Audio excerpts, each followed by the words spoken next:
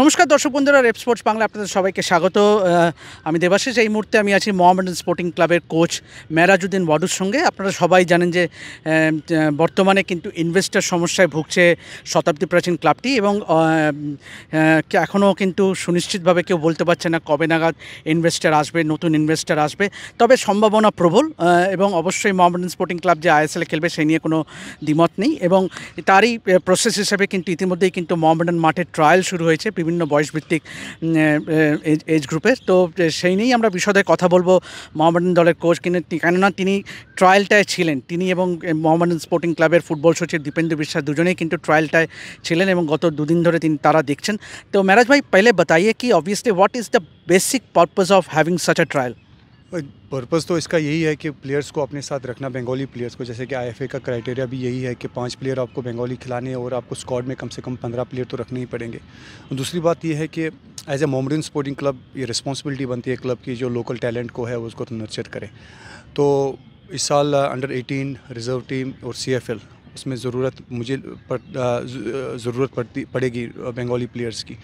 और हम वही कोशिश कर रहे थे, पिछले 3 दिनों से हमने की है कि ज़्यादा से ज़्यादा प्लेयर्स आए यहाँ पे ट्रायल्स दे, और हम ज़्यादा से ज़्यादा प्लेयर्स को, जो भी टैलेंटेड प्लेयर है जिसमें बेस्ड ऑन द क्राइटेरिया जो हमने फिल किया हुआ है क्लब के लिए या प्लेयर्स के लिए, तो वो उस क्राइटेरिया को फिल करे, उसको अपने साथ रखें।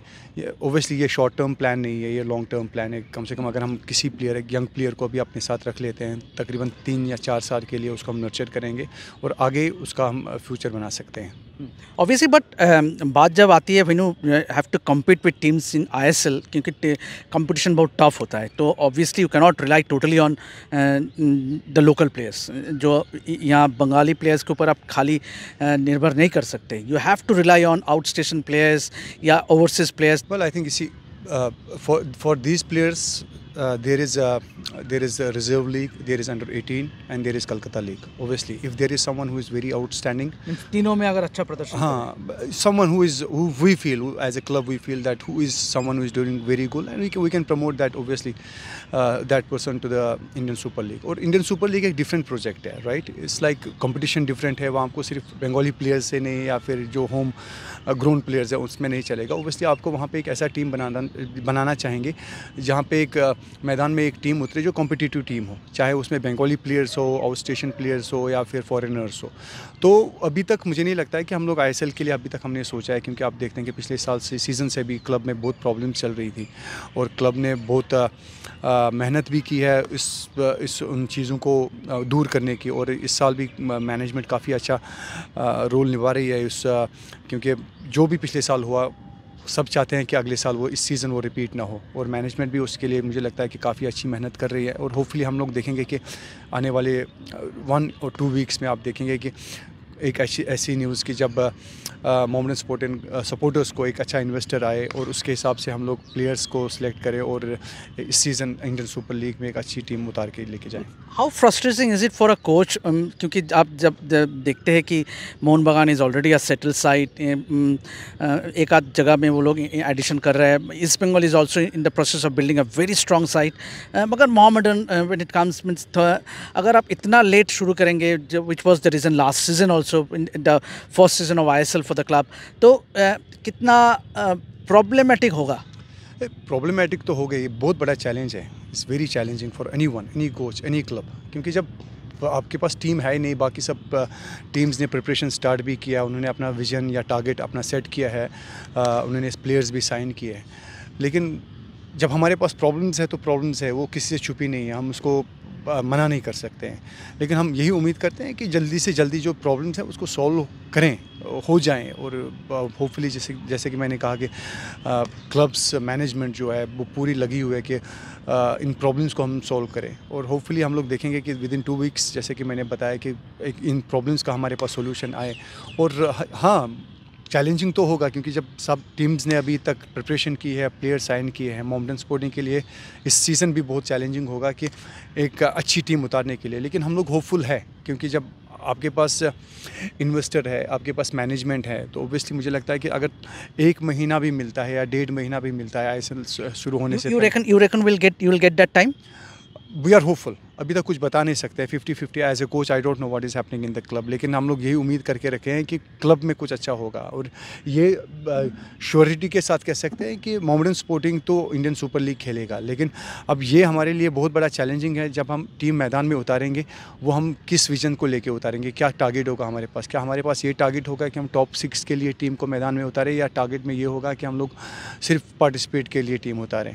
लेकिन इस सीज़न यही उम्मीद है कि जो पिछला सीज़न हुआ है काफ़ी ख़राब रहा है, चाहे वो इन टर्म्स ऑफ परफॉर्मेंस रहा है या चाहे वो फाइनेंशियल प्रॉब्लम्स रही है, लेकिन यही कोशिश रहनी चाहिए क्लब की इस साल के वो प्रॉब्लम्स इस सीज़न हम लोग वापस रिपीट ना करें और एक अच्छा कॉम्पिटिटिव टीम मैदान में उतारें। आखिरी सवाल, ऑब्वियसली AIFF ने कैलेंडर रिलीज़ किया जिसमें पहला डूरंट कप है, उसके बाद ही है फेडरेशन कप फ्रॉम September 1। तो how do see this 2 tournaments for the club? नहीं, अच्छा मुझे लगता है जितना कंपटीशन होगा हमारी कंट्री में हमारे फुटबॉलर्स के लिए उतना अच्छा है, जितनी ज़्यादा आपको गेम्स मिलेगी फुटबॉलर्स को फुटबॉल्स की ग्रोथ के लिए उतना अच्छा है। तो हम तो हमेशा यही डिमांड करते रहते थे कि हमारे पास मैचेस कम होते हैं, तकरीबन ज़्यादा से ज़्यादा 40 से ज़्यादा फीफा का कैलेंडर भी आपको बताता है कि फीफा के रूल्स भी कम से कम ज़्यादा आपको 40 से ज़्यादा मैचेस खेलने हैं। अगर फेडरेशन को वापस आता है तो मुझे नहीं लगता कि उससे बेहतर कोई चीज़ है, क्योंकि एक लेगेसी टूर्नामेंट है हमारे पास जो मैंने भी बहुत बार जीता है और खेला भी है, और ऐसे कप्स मुझे लगता है कि वापस इंट्रोड्यूस करना इंडियन फुटबॉल में बहुत ही अच्छा होगा। और प्लेयर्स को ऑब्वियसली मुझे लगता है कि कॉम्पिटिशन और ज़्यादा मिलेगा, कि जैसे कि आपके पास 30 या 40 प्लेयर स्क्वाड में रहते हैं कुछ ज़्यादा, और उनमें से ऐसे प्लेयर्स भी होते हैं जिनको गेम टाइम नहीं मिलता है। अगर ये federation cup in between ISL के बीच में रहेगा तो clubs will also think to give game time to the players who are not getting time in Indian super league. तो मुझे लगता है कि ओवरऑल प्लेयर्स की ग्रोथ के लिए बहुत अच्छा है। तो एक obviously how many players would you love to see, मतलब local players, home grown players कितना आप चाहते हो कि कितना रहे मेन स्क्वाड में?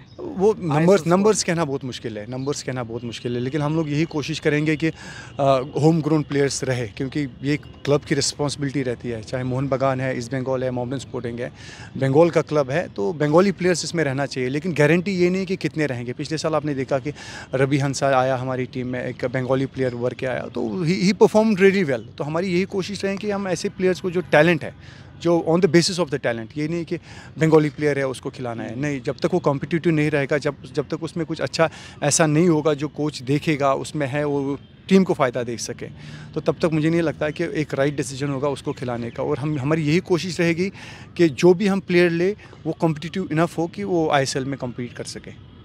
তো আপনারা শুনলেন মেহরাজউদ্দিনের মুখে যে অবশ্যই তারা চায় যে হোমগ্রোন ট্যালেন্টকেও কিন্তু সুযোগ দিতে, এবং যাতে করে অবশ্যই যে কথাটি বললে যে 3টে টুর্নামেন্ট আছে before they actually screen among this players, যারা যোগ্য তাদেরকে কিন্তু সুযোগ দেবে, যেটা আমরা দেখিয়েছি যে গত মরশুমে রবি হাসদা কিন্তু ISL মোহামেডান স্পোর্টিং হয়ে খেলেছিল এবং বেশ ভালো খেলেছিল।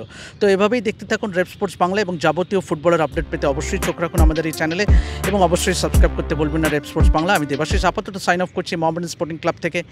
ধন্যবাদ।